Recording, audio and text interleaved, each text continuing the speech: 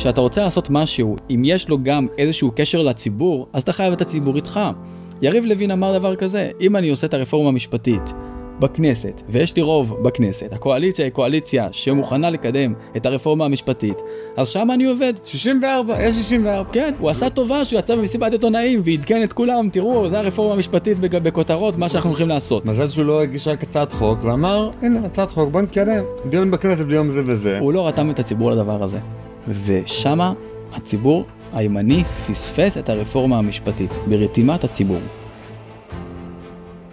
רק היום ורק במחסני חשמל, המבצע תקף עד סוף השנה ומסוף השנה עד העשור הבא ובכלל.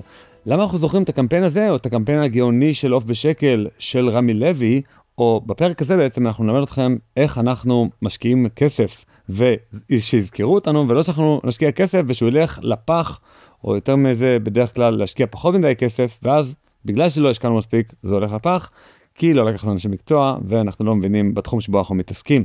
שלום עובד פרל.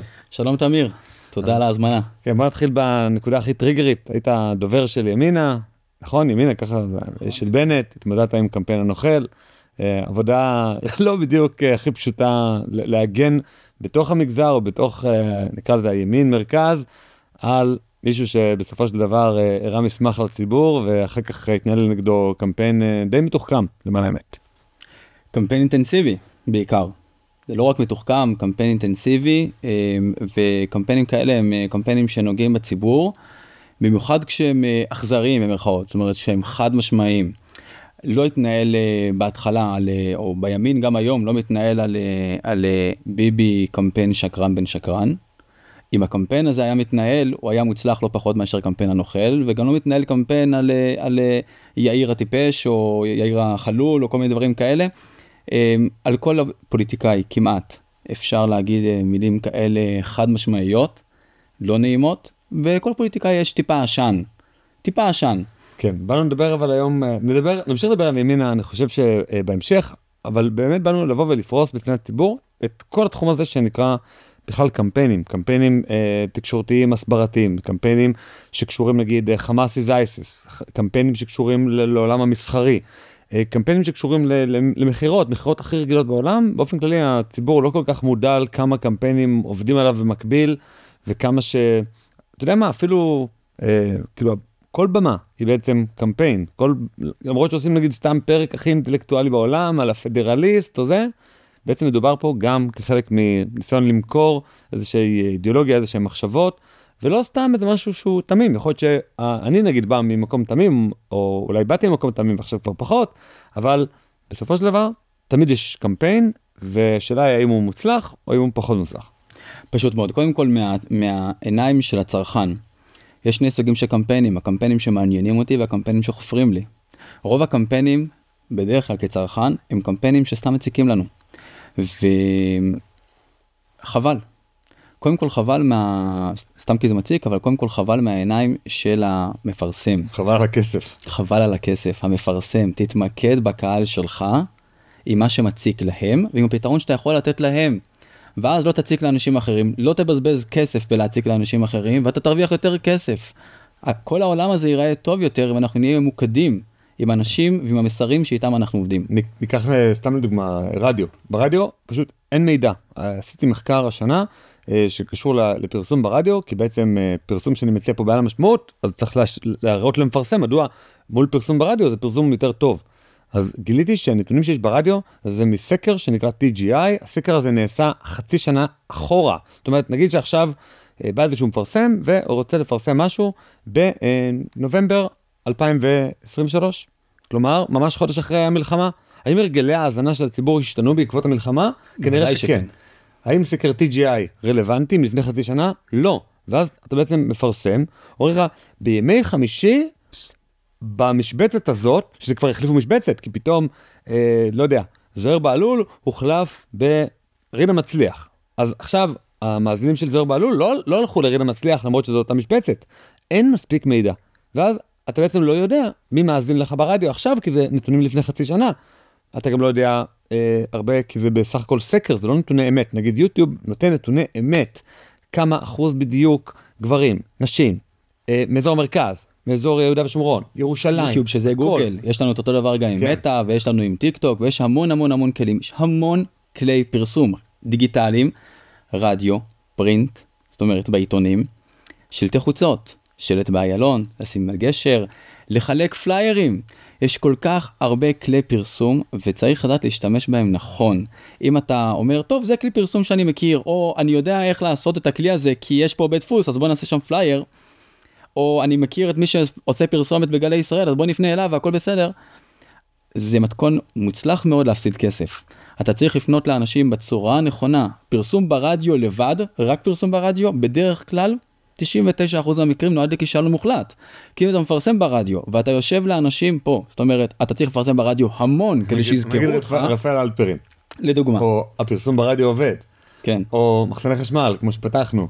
אז אלה דברים שנדבקים. וגם זה, כל זה אתה צריך להשקיע המון כסף, ואתה צריך גם שהמסר יהיה קליט, כמו כולנו זוכרים, 1-800-400-400.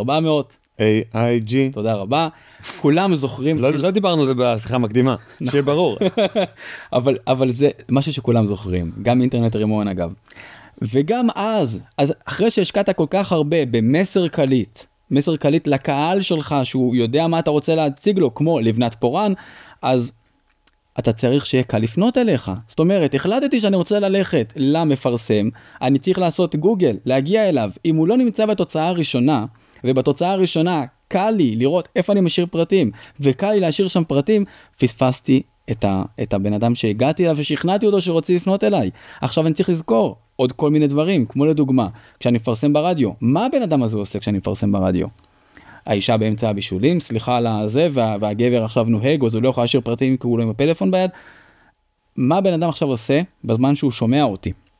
האם עכשיו הוא יכול לפנות אליי, ואם לא, מתי הוא יזכור אותי? לדוגמה, שקורית הרבה טעויות במגזר הדתי-לאומי, פרסמת בעלוני השבת, בשבת, כנראה שבן אדם לא יסרוק את הברקוד שלך.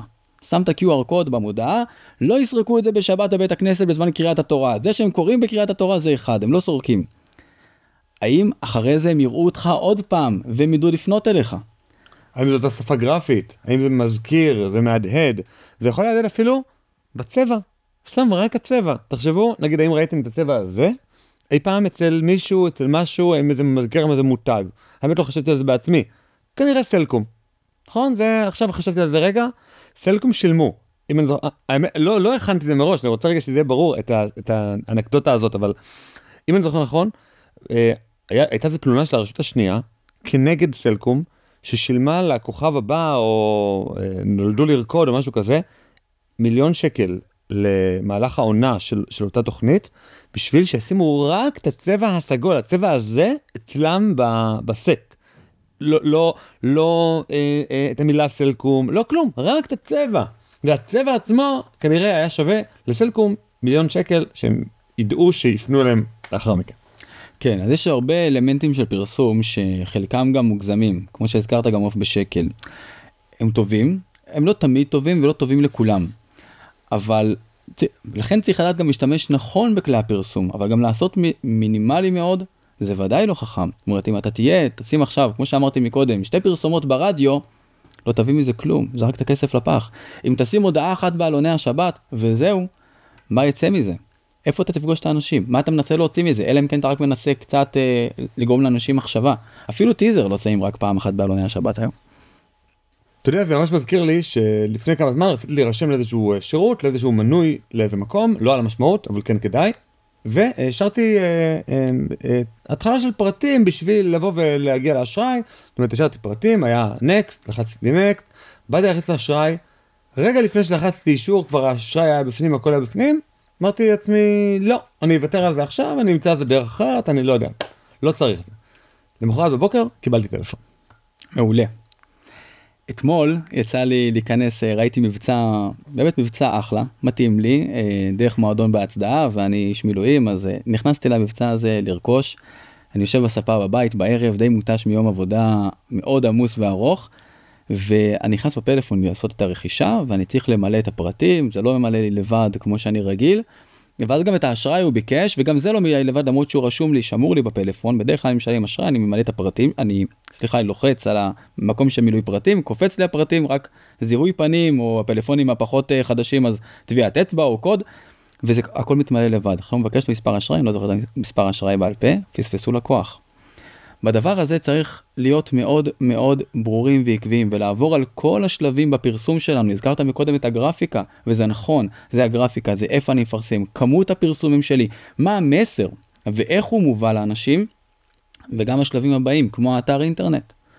האתר אינטרנט, איך הוא נראה, איך אנשים משאירים פרטים, שזה יהיה להם פשוט, ומה קורה כשהם נתקעים, שהאתר הזה לא עובד לאט, יש המון המון המון פרטים שצריך לעבור בדרך. אם השקעת המון בפרסום, שמת מודעה מאוד יפה, שנראית טוב, שמדברת נכון לקהל שלך, אבל בסוף האנשים האלה מגיעים לאתר ולא משאירים לך פרטים, זה רק את הכסף לפח, בנית גשר שלם שבסופו יש בור. כן, וגם לא להרים טלפון, זאת אומרת, אוקיי, כבר השארת את כל הפרטים, כבר לחצת נקסט, כל פעם שלוחצים נקסט זה נשמר במערכת. אם הגדרת את זה, ואם לא הגדרת את זה, אז זה לא משאיר כלום. כי האנשים האלה זה אנשים הכי חמים, זאת אומרת, יש בעולם השיווק, שוב, אני אומר לכם את הדברים האלה, אני באמת הדיוט גמור, לא למדתי פעם שיווק בצורה מסודרת, אז כאילו אני חושב שגם אני מעלה את זה כאן בפודקאסט, כי אני חושב שזה מידע שכל הציבור צריך להיות חשוף אליו, וכל הציבור צריך להכיר את זה. יש בכלל את האם שמעו עליך, מכירים אותך, יודעים בכלל, מישהו יגיד להם, נגיד בצורה חד משמעית, הוט, ויודעים, כן, זה קשור לכבלים, כן, זה קשור לטלוויזיה. אוקיי, עכשיו אחר כך, האם התעניינתי אי פעם בלרכוש מנוי להוט? אי פעם השארתי פרטי, אז זה כבר ציבור הרבה יותר ממוקד, הציבור הזה, אם אני עכשיו צריך לחלק את המשאבים שלי, אני יכול באופן מאוד פשוט יחסית, לבוא ולמקד פרסומות דווקא בו באינטרנט, נגיד ברדיו אי אפשר לעשות את זה.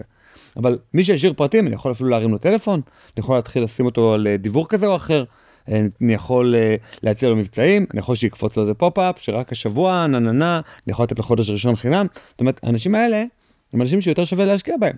ואם אני לא אוסף את הפרטים האלה על האנשים שמשאירים פרטים, או אפילו היום בלי להשאיר פרטים, אתה לוחץ על קליק כלשהו, זהו, יודעים מי אתה. זה נקרא צביעת פיקסלים. כן, אז גם אם לא יודעים מי אתה, יודעים לפנות אליך. אני באופן אישי משתמש בזה כצרכן. לאחרונה רציתי לקנות מחסן כתר, או מהסוגים האלה. אנחנו מזכירים פה, יש פה הרבה אנשים שקיבלו הרבה חסויות. פרסום סמוי.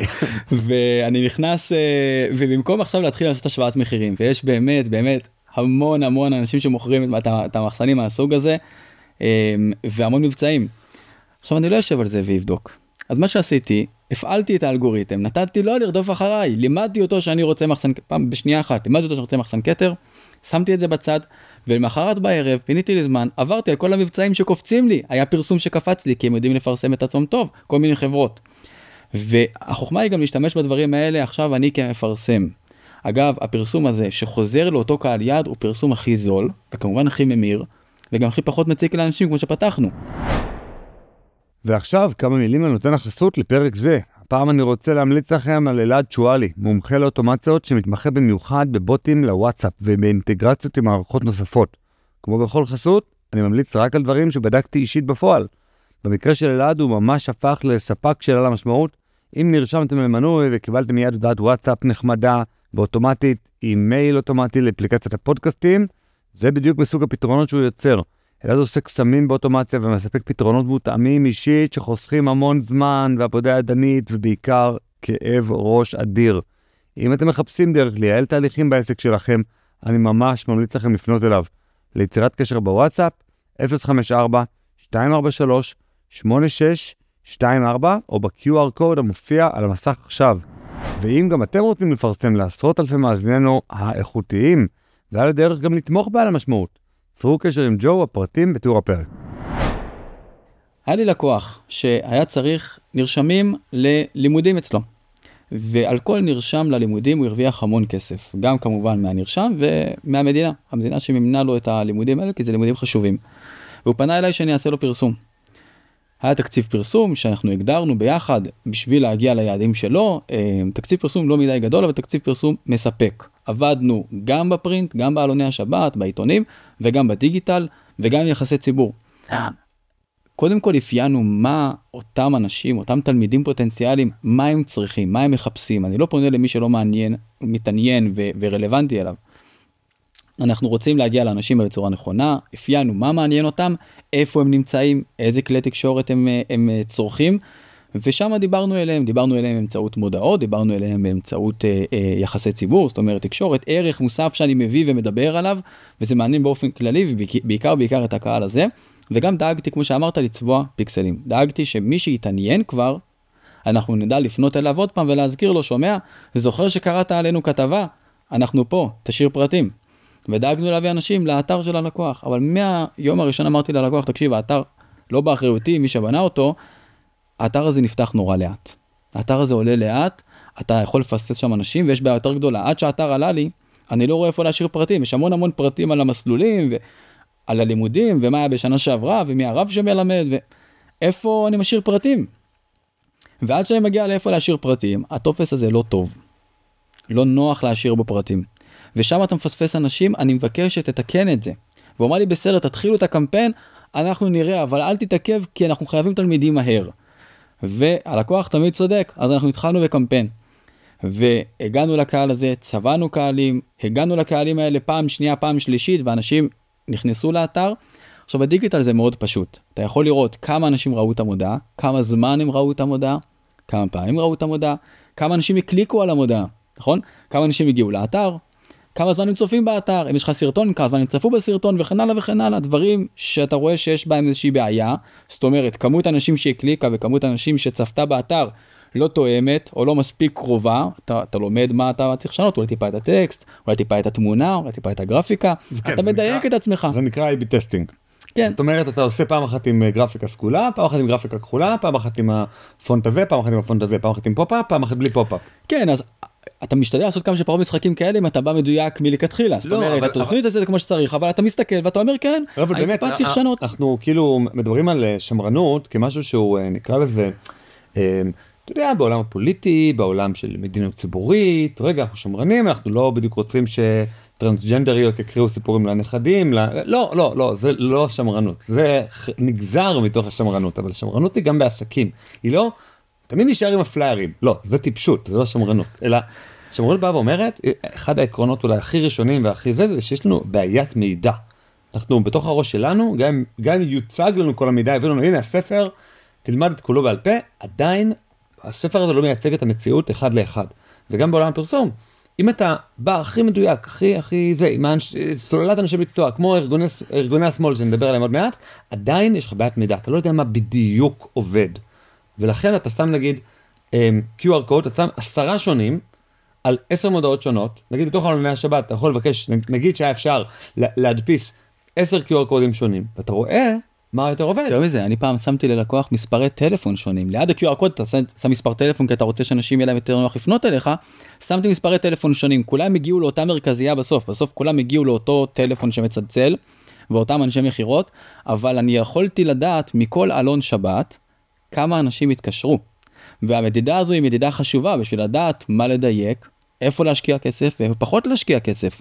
עם אותו לקוח מה שקרה, שאנשים הגיעו לאתר, אף אחד לא השאיר פרטים. אם בסוף אתה בנית גשר, כמו שאמרתי מקודם, ויש לך חור שמה, אתה מפספס המון, וצריך שהכל יהיה בנוי נכון. אבל אפרופו פליירים שנגעת בזה, גם הפליירים לא מתו, זה בסדר גמור. לפעמים גם פלייר זה דבר נכון. היה פעם אחת שעשינו פלייר ללקוח, כזה שמחלקים בקניון, כזה, יש המון פליירים, וכולם אנשים לוקחים וזורקים לפח, ולא כל כך מסתכלים על מה שיש בפלייר. לא יעיל מאוד, נכון? זה קצת יעיל, כי זה נשאר לך בראש, אז אם זה בתוך הרבה אלמנטים של פרסום שאתה עושה, אתה גם עושה את זה, לפעמים זה רלוונטי, במיוחד אם זה מאוד קרוב, ואם זה הקהל יעד הרלוונטי, ובזמן הנכון וכן הלאה. אבל אני שנייה שם את זה בצד, אנחנו עשינו פלייר אחד. כשאני אומר אחד, זה לא גרפיקה אחת, זה הדפסה.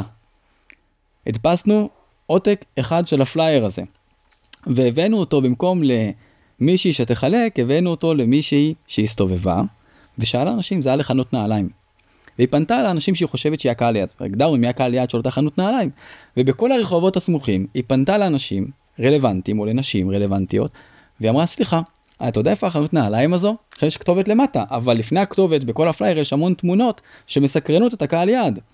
ואז הבן אדם מסתכל שנייה ואומר לה, כן, את הולכת פה ימינה, שם שמאלה, אבל הבן אדם הזה הוא רלוונטי, החנות מעניינת אותו, הוא ראה את התמונה, הוא פה קרוב, אנשים באו לחנות, הדפסנו פלייר אחד. אפשר לעבוד עם כל אלמנט פרסום, אבל אתה צריך להבין מה אתה עושה איתו, ולפנות נכון לאנשים, ולהיות רלוונטי אליהם. אם אתה רלוונטי אליהם, אז זה עובד. כן, אני מחייך, כי זה קצת, אתה יודע, יש הונאת דברים, זה כמו שאתה ניגש לתוך חנות, ואתה סתם מתעניין לגבי משהו, כי אתה יודע שאתה תקנות במקום אחר, להגיד, להיכנס נעשה עוד פרסום סמוי, כלי זמר כדי לקנות את המיקרופון הזה, למרות שאתה קונה אותו מאמריקה, זה משהו שהוא אסור הלכתית, אז אולי גם לבקש עזרה מאנשים ברחוב, אבל אולי אתה יודע שהדבר הזה יעזור להם להשיג מה שהם באמת רוצים, שזה נעל חדשה. שאלה הלכתית, אתה אומר. שאלה יפה. איפה אתה רואה את הדברים האלה? אתה בסוף עובד גם בתחום הפרסום, נקרא לזה מחירות, וגם בתחום המחירת רעיונות, כמו התחום שבו אני עובד. איפה אתה רואה את זה בעמותות, בקמפיינים כאלה? במחירת רעיונות אתה רואה אותם רעיונות בעין, אתה רואה אותם גם כן בפוליטיקה וגם בעמותות כמו שאמרת.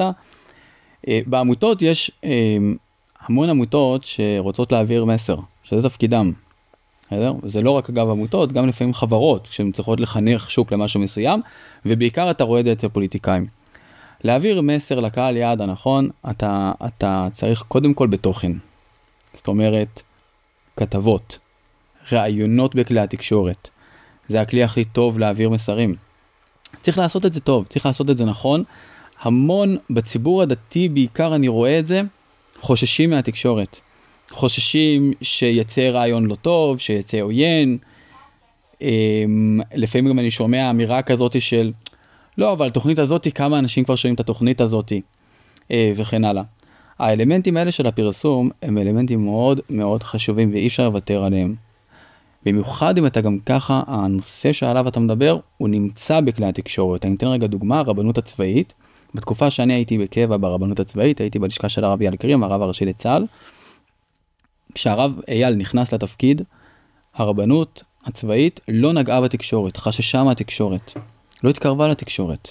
לא רק שלא יזמה כתבות, כשכתבים היו פונים עם שאלות, לפעמים שאלות לא נעימות ולפעמים שאלות שמרימות, הרבנות לא הייתה רוצה לענות. דובר צה"ל היה פונה, אומר, יש לנו פנייה מכתב ככה וככה, והוא שואל למה במקום זה עשו ככה, והרבנות הצבאית לא הייתה רוצה לענות, נורא חוששת מזה. ואני זוכר שאמרתי לרב אייל, שהמשחק על המגרש מתנהל בכל מקרה, ויש לך שם שער, וכל עוד לא העמדת שם האנשים, אתה מתעלם מזה שהמשחק מתנהל כביכול, אבל אתה מקבל גולים. בציבור רואים את מה שכותבים עליך, ולא רואים את מה שאתה אומר, ואם יש לך תשובות טובות, בוא ניגש לציבור ונגיד אותם. עכשיו, זה לא אומר שצריך להילחם על כל כתבה רעה שעושים עלינו. לא חובה. אפשר לעשות, להתמקד, בלהראות את העשייה החיובית. זוכר שאז אמרתי לו, הרב, אנחנו פותחים עלוני שבת, ויש פה כתבה שחורה, לא טובה. עזוב, אתה לא רוצה להילחם בה, אפשר להילחם בה, אתה לא רוצה להילחם בה, זה בסדר גמור, אבל העמוד שלפני כן היה יכול להיות עמוד ורוד, והעמוד שאחרי כן גם יכול להיות עמוד ורוד. אנחנו יכולים לעשות כתבות חיוביות, להראות את העשייה, וגם להתמודד עם הדברים הקשים. היום הרבנות הצבאית, ברוך השם, נמצאת במקום אחר, היא עובדת עם התקשורת, עם כתבים, יותר רואים את העשייה של הרבנות הצבאית. אני חושב שהמאזין הממוצע עכשיו יודע מה הרבנות הצבאית עשתה במהלך המלחמה, והדברים האלה, אני לא חושב שזה עוד מקום מושלם, ויש דף פייסבוק גם לרבנות הצבאית, אני חושב שאפשר עוד לעשות הרבה יותר, הרב הראשי לצה"ל יכול גם לדבר בעצמו ולספר על העשייה שלו, אבל יש שם התקדמות, ואם הם לא היו עושים את זה, הם היו נמצאים הרבה מאחורה, גם בהצלחות, כי הרבנות הצבאית, או כל גוף, כשהוא מראה מה הוא עושה, הוא יכול להצליח יותר, זה פותח דלתות, אנשים מעריכים אותך, רואים אותך אחרת, יודעים מה אתה עושה, ורוצים יותר ממה שאתה עושה. עכשיו, הרבנות הצבאית לא מוכרת כלום. היא לא מוכרת כלום. אבל כשלרבנות הצבאית יש גב בציבור, שהציבור אומר, מה שהם עושים חשוב בעיניי, אז כשהרב הראשי לצה"ל הולך לפגישה עם האלוף, עם הרמטכ"ל, עם השר, לא משנה מה, אז הוא יודע שיש גב ציבורי למה שהוא עושה. יש תמיד משמעות לתמיכה הזאת הציבורית, להזדהות הציבורית בתקשורת, וברשתות החברתיות, גם כן צריך להשתמש בהם נכון. מה שאנשים שומעים ורואים, ישפיע על איך שאתה עובד אחר כך. ואולי באמת, אנחנו משווים, נגיד את אחים לנשק, או כל עמותת שמאל אחרת, בצלם, שוברים שתיקה, כל ארגוני השמאל, באמת שאנחנו אולי אוהבים לשנוא, ובצדק, אל מול ארגוני הימין, איך אפשר בכלל את ההשוואה הזאת ולראות מה הם עושים נכון, שהימין לא עושה נכון. אוקיי.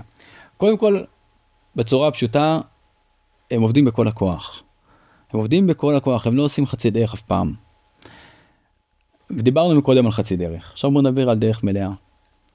הם עובדים על מסרים, הם עובדים על צבעים, הם עובדים על גרפיקות, הם עובדים על תמיכה ציבורית, הם דואגים להביא את כולם לשם. מה, הימין לא יודע להביא? מה, הימין הם פחות אנשים מאשר השמאל? לימין יש יותר אנשים להביא להפגנות, לימין יש אנשים שיותר מוכנים לעבוד קשה בשביל לקדם את האג'נדות שלהם. אבל הפרסום בכלי התקשורת של השמאל, בסדר, בוא נגיד את זה ונניח את זה על השולחן, הם מקבלים שם יותר תמיכה. אבל הם הולכים על זה עד הסוף, הם הולכים על זה עד הסוף בקשר שלהם העיתונאים. דוברות של הפגנת שמאל, זה מערך דוברות ענק שהציבור הדתי-לאומי אף פעם, או הציבור הימני, אף פעם לא משקיע.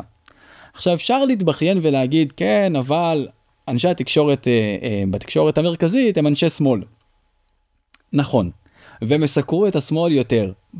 בסדר, בוא נניח את זה. אבל עדיין אנחנו יכולים לקבל במה. מה, אתם לא יכולים להביא לעמית סגל ראיון עם השר יריב לוין? אז למה הוא לא יתראיין שם על הרפורמה המשפטית? סתם כדוגמה.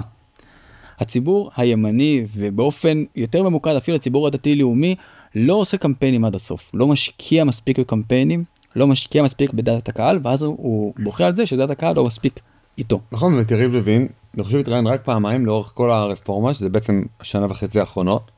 פעם אחת, גלי טאוב, פעם אחת בפטריוטים, וזהו. חוץ מזה לא נשמע קולו.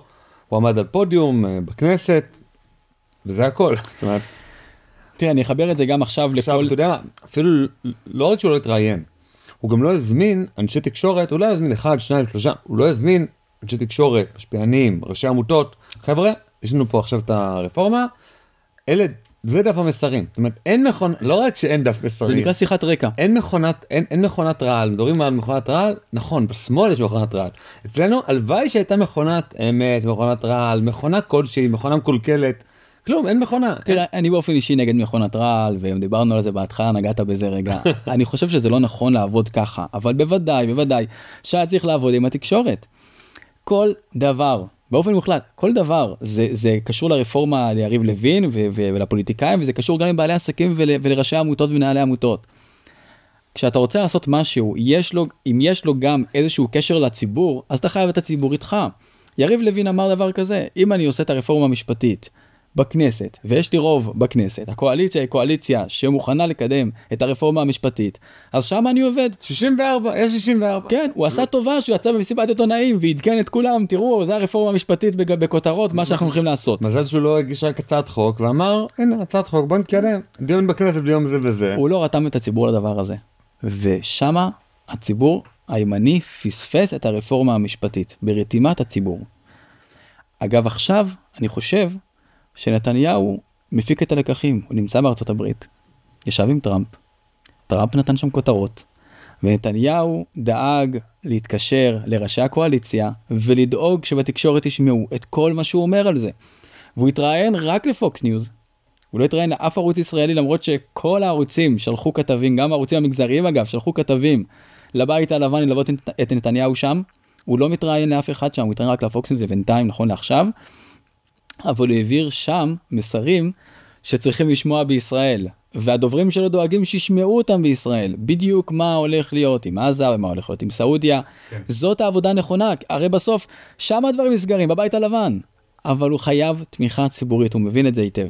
אני אתן דוגמה, זה, נגיד, הוא מתראיין בפוקס ניוז, מי שם את הכתוביות, מי שם את זה, מי הופך את זה לרילזים, כל הדברים האלה, ברור שזה גם מהלשכה שלו, או שהלשכה שלו מפעילה אנשים בזירה של העמותות, של החברה האזרחית, שיעשו את הדברים האלה. אספר לך סיפור. הייתי דרך אגב, כל הדברים האלה, כל הסיפורים, אני אומר לכם, בשיא הכנות, לא חשבנו עליהם מראש, לא זה, היו דברים שהכנו, אבל יש כל כך הרבה טעויות ודברים מוזרים שקורים, יצא לי קרניים.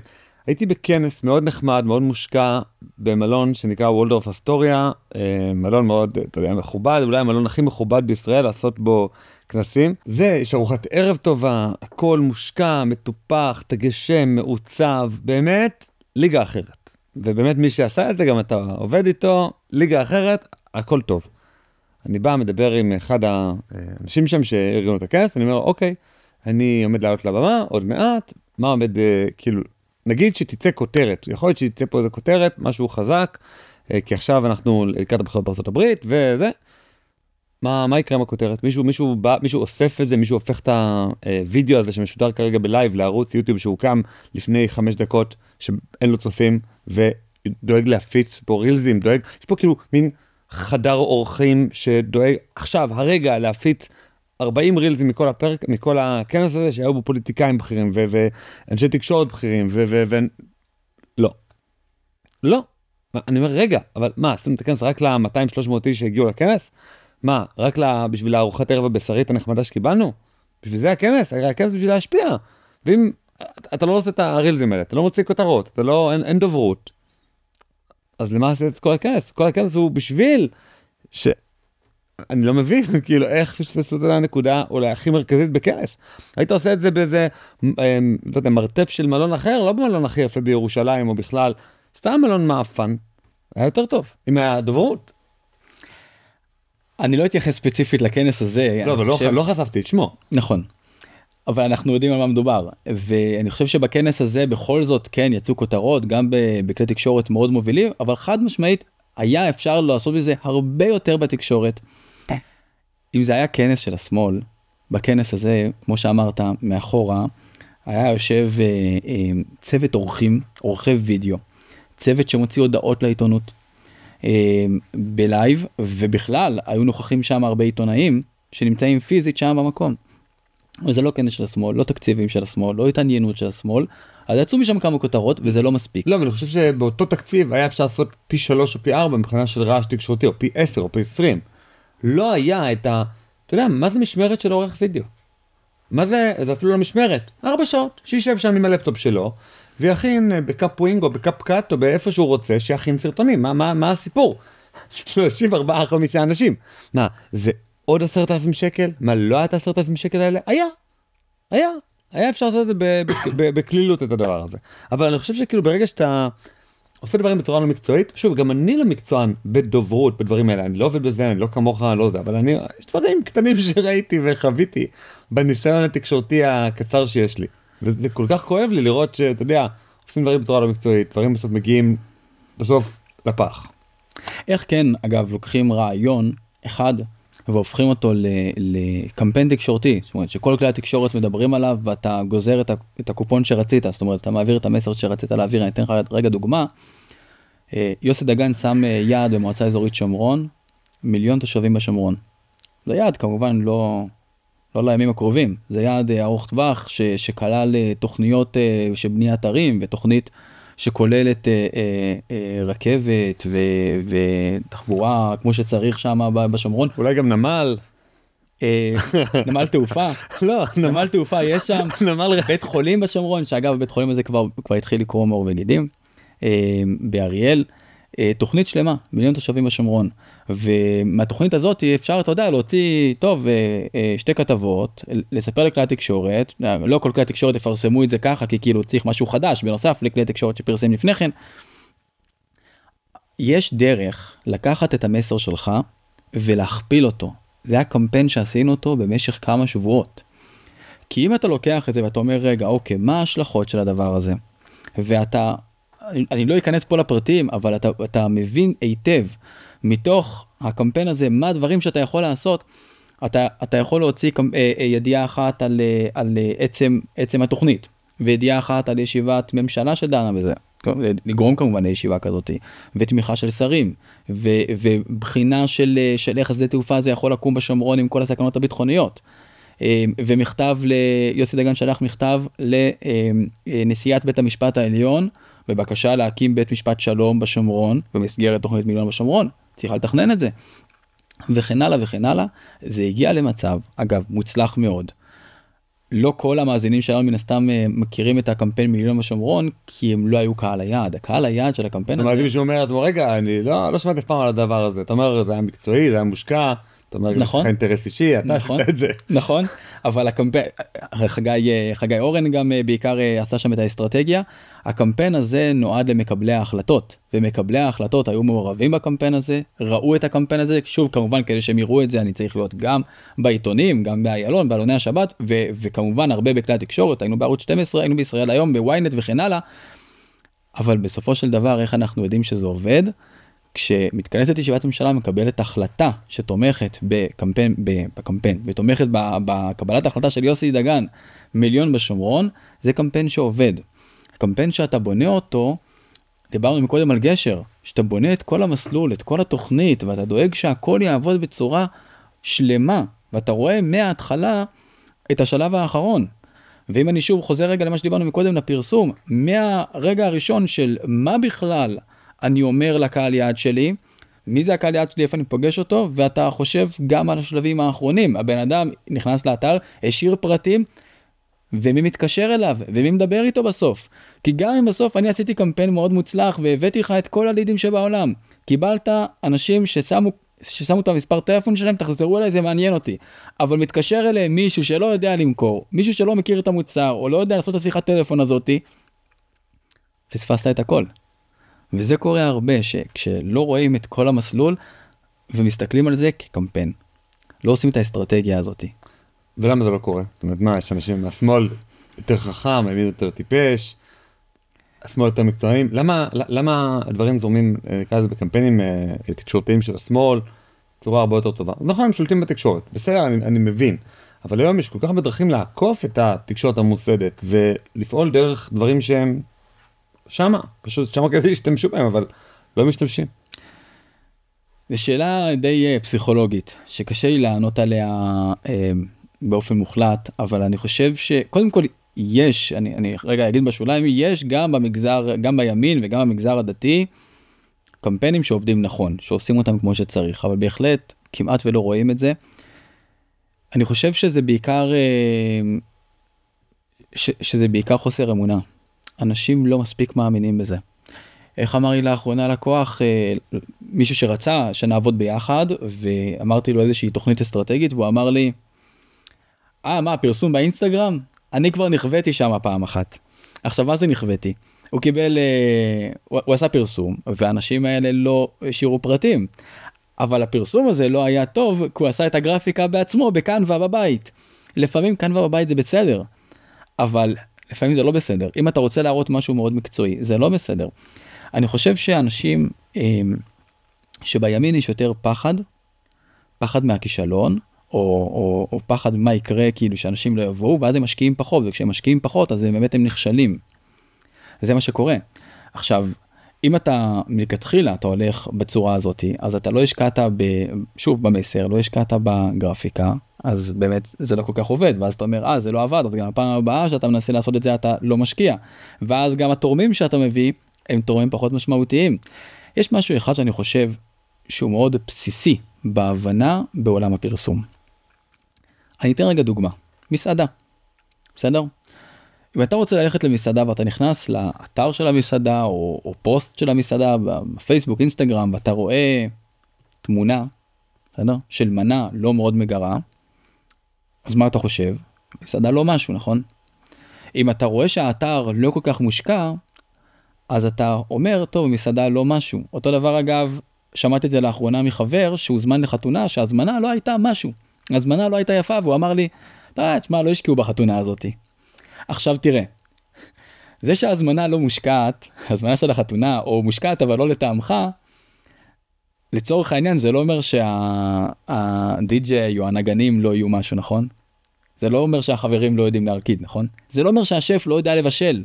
או אם אני שנייה חוזר למסעדה, זה לא אומר שהמקום לא מעוצב יפה, ולא אומר שהשף לא מבשל אוכל טעים, נכון?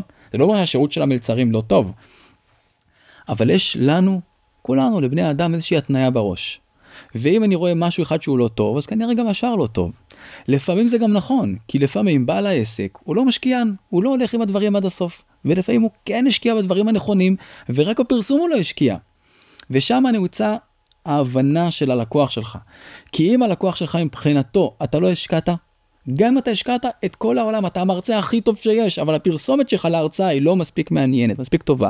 אז אנשים לא מבינים שאתה המרצה הכי טוב. דרך אגב, וזה גם בדרך כלל כלל אצבע נכון, אני חייב לומר. זאת אומרת, אתה רואה שהאתר הוא לא פיקס, הוא לא עם כמו שדיברת מקודם על בהצדעה, אתה לוחץ ומיד כל הפרטים מופיעים. גם הארגון עצמו, בתוככי הארגון, גם המשא ומתן שהוא עושה מול אותם בעלי עסקים, בשביל לקבל את ההנחות לאותם אנשי מילואים, אז המשא ומתן הזה לא נועל בדרך כלל גם מקצועית. וגם המחלקת רכב, גם היא כנראה לא זה, וגם המחלקת דיבור של לשלוח את הכרטיס של בהצדעה, היא לא מספיק. וגם האוטומציות שם, של מי שעכשיו ביצע מספיק מימי מילואים, ישר מקבל את גם זה, זאת אומרת, בדרך כלל, זה או הכל או כלום, או שאתה ארגון מקצועי, או שאתה ארגון לא מקצועי. זה לא שעכשיו, נגיד, בפודקאסט, נכון, מה העיקר? סאונד, תוכן, נכון? זה עכשיו, לא הקפה שקיבלת או לא קיבלת, אתה לא קיבלת מסכם, לא קיבלת קפה. בדרך כלל, הכל מקצועי, הכל לא מקצועי, זה לא כאילו פגם בקמפיינים. עכשיו, הם יכולים להגיד, לא עשינו קמפיינים כי לא היה כסף. עכשיו, אם אין לך כסף, גם שאר המחלקות לא עובדות מקצועית, אתה עובד כזה, יאללה, נמצא איזה דרך. אז בכלל האצבע אתה צודק, אבל אני רוצה לספר עוד סיפור שבאמת, דברים מה זה מצערים אותי, נשבר לי הלב, וכאילו כל יום אני מקבל את השיחות הבאמת מדכאות האלה, ואני יודע, אני רוצה לשבור את המעגל, אני לפחות בחלקת העולם הקטנה שלי, מנסה לשבור את המעגל הזה כל הזמן, מקווה שאני מצליח, מקווה שאני מקצועי, נכון, אתם מעירים לי, אני בולע מילים, זה נכון, גם זה צריך מקצועיות, מה לעשות, אני חושב מהר, מדבר מהר. תשימו, אני צריך לדבר יותר לאט. זה פחות לבלוע מילים, נכון, דיקציה גם, אותו דבר, הלאה, צודקים. אבל חולצה מגועצת, כל הדברים, נכון, זה, בקיצור, אבל לא, אני אספר את הסיפור ששבר לי את הלב. מתקשר אליי איזה מישהו רב מאוד מאוד מכובד, מהציונות הדתית, אומר לי, תקשיב, התחלנו פודקאסט בישיבה שלנו, אנחנו רוצים שתקשיב לו, תיתן לנו הערות. עכשיו, מעבר לזה שדבר כזה, כמובן, אמור לקרות יחד עם הצעת מחיר מסודרת, בוא תהיה יועץ לתחום הפודקאסטים, זה לא משנה, הבנו, חפלאפ וזה, אפשר, אני יודע לעזור גם בחינם להרבה מאוד אנשים, כמו בתחום הנשק, גם בתחומים אחרים. טוב, הקשבתי לפודקאסט. יומיים אחר כך אני חוזר אליו, אני אומר לו, תקשיב, הקשבתי לכל הפרקים. תגיד, מה קרה שם? כאילו, זה זוועה. אז הוא אומר לי, דווקא היינו מקצועיים. אמרתי לו, וואלה, הייתם מקצועיים, נחמד. מי ליווה אתכם? מי עזר לכם להקים? אמרו, יש איזה מישהו בשיעור ואהב, הוא בחור נחמד, אוהב פודקאסטים. אמרתי, בסדר, אני מבין, לא היה תקציב. הוא אמר לי, לא, היה תקציב. אמרתי לו, שנייה, אני מבין צמרמורת, שתבין. הוא אומר לי, היה תקציב. אמרתי לו, מה זאת אומרת היה תקציב? הוא אומר, עשינו קמפיין מאוד גדול לישיבה, והקמפיין הצליח. גייסנו 4-5 מיליון שקל, היה נהדר. ובתוך הקמפיין הזה הגדרנו שאחת המשימות זה 100,000 שקל להפקת פודקאסט. אמרתי, וואו, מדהים. נבוא, נקנה ציוד מקצועי ונקליט. אמרתי, נהדר, אבל לא קניתם את הציוד המתאים? אני יודע רק מלהזין מה קניתם. כלומר, אני יודע שזה לא הציוד המתאים. מי ערך לכם את זה? אתה בחור נחמד משיעור ו'. נחמד. הוא נחמד. זה חשוב. מי ערך את הפודקאסט? מי השתיק את המיקרופון השני? כשאני מדבר, המיקרופון שלך כבוי, וכשאתה מדבר, שלי כבוי. אני עושה עריכה. ואחר כך גם עוד מעבר של עורך סאונד, מהנדס סאונד, כל הדברים האלה, כדי שזה יצא ברור, טוב. אני גם מדבר קרוב למיקרופון. ויש פה מעל הראש כללים איך מדברים, למי שלא מכיר, גם מאחוריך וגם מאחורי. אוקיי. בחור נחמד משיעור ו'. אני אומר, אוקיי. ממי לקחת השראה איך לראיין? אותי נגיד אף אחד לא לימד. אמרתי, אבל יש לי כמה דמויות שאני מאוד מעריך, ואני מראיין כדוגמתם. ממי לקחת ההשראה? אמר, לא השראה, זה בעצם רב מאוד בכיר בציונות הדתית, דיבר עם רבו. אז איך הוא דיבר איתו? כמו תלמיד בפני רבו. כאילו, מה הרב חושב, וזה בגוף שלישי, לא שיחה בין שווים שנעים להקשיב לה. אמרתי להם, אוקיי, אני סופר כועס עליכם, באמת, כאילו, היה לכם את הכסף, היה לכם זה, לא היה לכם שום תירוץ, לא לעשות את זה מקצועי. סתם זלזלתם. אמרתי, אנחנו עושים תחום כלשהו, שזה תחום הוא אמור די פשוט לעשות דברים, כאילו, פודקאסט זה כל ילד יודע, נכון, כל ילד יודע להפיק משהו לא מקצועי ולהתגלח על הדרך, אבל גייסתם כבר כסף, למה? אני משתגע. זה מתסכל מאוד. עכשיו, הרבה פעמים, הדברים האלה גם ממירים כסף, זאת אומרת, גם מי שאין לו תקציב, הרי אם הוא הולך לקמפיין פרסומי, הוא אמור להרוויח מזה כסף. אז תעשה מזה עסק, זאת אומרת, תעשה תוכנית עסקית, תבין כמה אתה יכול להשקיע בזה בשביל להרוויח יותר אחר כך. בין אם זה עסק, בין אם זה תורמים אגב, גם בעמותות, זאת אומרת, אם אתה עכשיו הולך על קמפיין, במיוחד הכי מתסכל אותי זה בקמפיין תרומות, שבקמפיין תרומות הבן אדם אומר, כן, אבל לזה אין תקציב כי... שנייה. אם השקל הזה שאני שם פה, מביא לך 10 שקלים, למה אין כסף, למה אתה לא יכול להביא את השקל הזה? היה לי קמפיין שעשיתי... זה לא להביא לי, נכון, אתה בסוף מתפרנס מזה, אבל... לא, זה לא להביא לי. לא, לפעמים אתה אומר, שמעו, זה לא כסף שהולך אליי, בואו נשדרג את האתר אינטרנט, שבסוף הוא חלק מהקמפיין. זה לא, אפילו לא אני מגיש לכם הצעת מחיר. תלכו לאיזה בוני אתרים שאתם רוצים, תגישו לו, אני לא מרוויח מזה כלום. היה לאחרונה קמפיין שעשיתי בשביל בית כנסת, והבחור שעבד איתי שם, זה בחור אמריקאי, באמת עובד בהייטק, ואיש העולם הגדול מה שנקרא, ואמר לי, תקשיב, כל כסף שאתה מוכיח לי שאני מוציא, והוא מביא לי יותר כסף, אז יהיה פה בקמפיין, זה בסדר גמור. היעד שאנחנו שמנו לנו קמפיין, זה בית כנסת גדול, שהיה צריך שלו הרבה כסף, קרוב ל10 מיליון, הבנו שאנחנו לא נביא שם 10 מיליון, נביא לבית כנסת 10 מיליון זה סכום קיצוני. אנחנו עשינו אחרי ניתוח טוב של הקהל יעד, הבנו שאנחנו יכולים להביא שם קרוב ל6 מיליון שקל, והתקציב לקמפיין היה בהתאם. ובאיזשהו שלב אני אמרתי לו, תקשיב, יש לי רעיון, בוא נעשה גם ככה וככה, אז עוד איזה 60,000 שקל, הצעתי לו, והוא אמר לי, ישבנו והבנו שזה באמת יכול להביא הרבה יותר תרומות. בקיצור, השקענו. אני זוכר שהיו אלמנטים שלרגע הוא הוציא את העיניים ואמר לי, זה הסכום, זה המחירים? הוצאנו המון כסף על הקמפיין. ערב שגרירים מושקע מאוד, אבל הקמפיין הזה נגמר בלמעלה מ7,900,000 שקל. הכנסות לקמפיין, התרמה לבית הכנסת. הוא השקיע שם בגדול. לעומת קמפיינים של התרמות, שאנחנו באמת עובדים בתקציבים קטנים, לא מוכנים להשקיע פה, לא מוכנים להשקיע שם, בוא תעשה רק את זה. אתה עושה רק את זה, אבל בסוף אתם גזרתם פחות כסף והבאתם פחות כסף. מכל 10 שקלים שהבאת, הבאת 20 שקל, והיית יכול להביא מהם 200 שקל, אם היית במקום 10 שקלים, מביא 20 שקל. אוקיי, אבל אמרתי בעצם שזה משהו שמשקף את כלל העסק, לא משהו שהוא נקודתי. אז זהו, שעקרונית אתה צודק, אבל זה לא בהכרח. תראה, אתן רגע דוגמה, אם איש היריבו, לא היה משקיע כסף בפרסום. לא היה לו את האומץ, או את התקציב, להשקיע כסף בפרסום. אז הוא לא היה איש היריבו, הוא היה שר פחות טוב.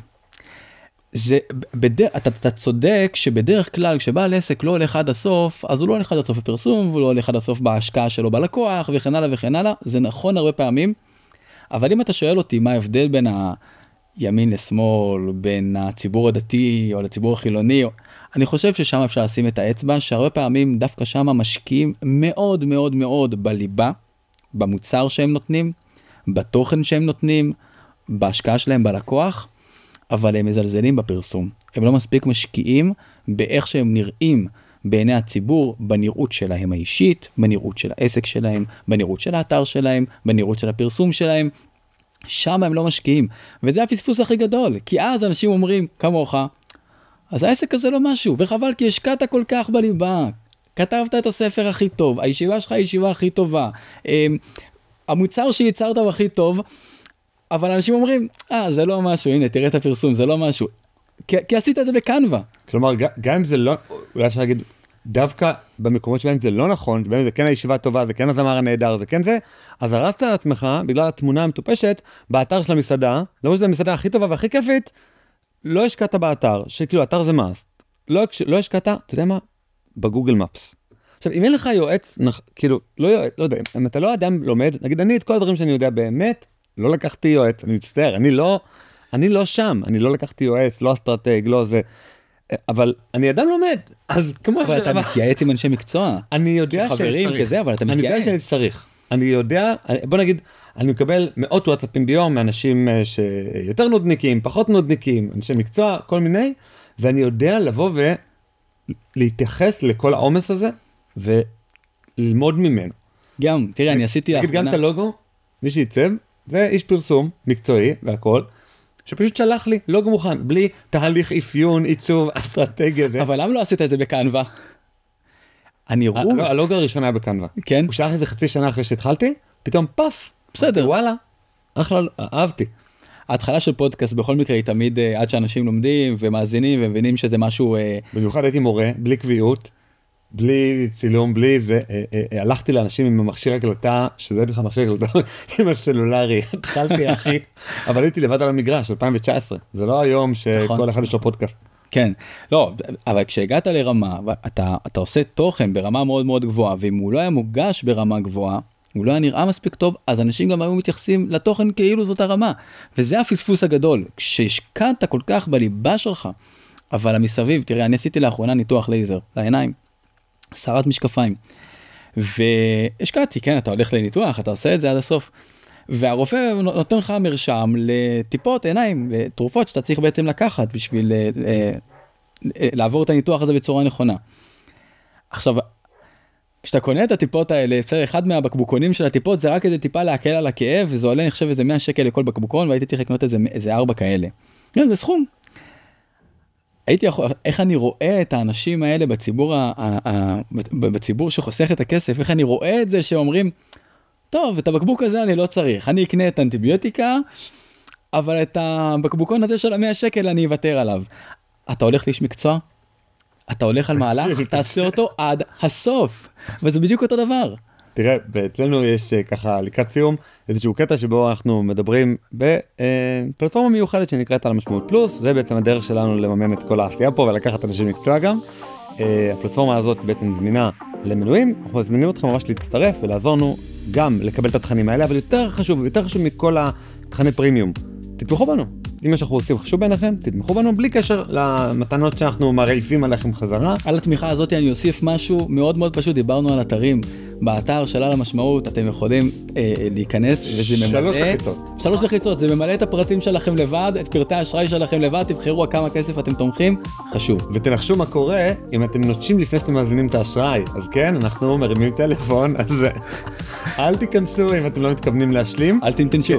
או אל תנטשו, או אם אתם רוצים לדבר עם המזכירה הנחמדה שלנו, אז אתם כמובן מוזמנים לנטוש ולקבל טלפון.